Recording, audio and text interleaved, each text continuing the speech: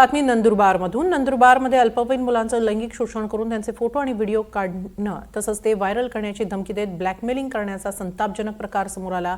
या प्रकरणी 22 वर्षीय आरोपी चेतन कोळीला पोलिसांनी अटक केली आहे. विशेष म्हणजे कोणत्याही फिर्यादीची वाट न पाहता नंदुरबार पोलिसांनी स्वतःहून एफआयआर दाखल करत आरोपीवर कारवाई केली. पोलिसांची ही तत्परता कौतुकास्पद असल्याचं आमदार चित्रा वाघ यांनी म्हटलंय. तपासादरम्यान आरोपीच्या मोबाईलमधून 600हून अधिक फोटो आणि व्हिडिओ आढळून आल्याची ही माहिती आहे. त्यामुळे हा प्रकार 1-2 दिवसांपुरता मर्यादित नसून 2022 पासून सुरू असण्याची शक्यता व्यक्त केली जाते.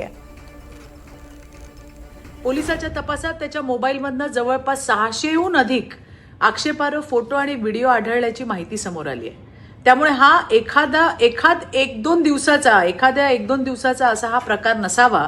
2022 पासून हा घाणेरडा प्रकार सुरू असल्याची सुद्धा शक्यता वर्तवली जाते. आरोपी तर पोलिसांच्या ताब्यात आहेतच, पोलीस अधिकचा तपास पण करतायत आणि येणाऱ्या काळामध्ये या गुन्ह्याची व्याप्ती जी आहे ती सुद्धा त्या ठिकाणी उघडकीला व्हायला हवी आहे. या आरोपीच्या मागे आणखीन कोण आहेत, यामागे एखादं रॅकेट काम करतंय का, आणखी किती अल्पवयीन मुलं या विकृताची शिकार झाली आहेत, या सगळ्या प्रश्नांचं उत्तर तपासातून समोर यायला पाहिजे.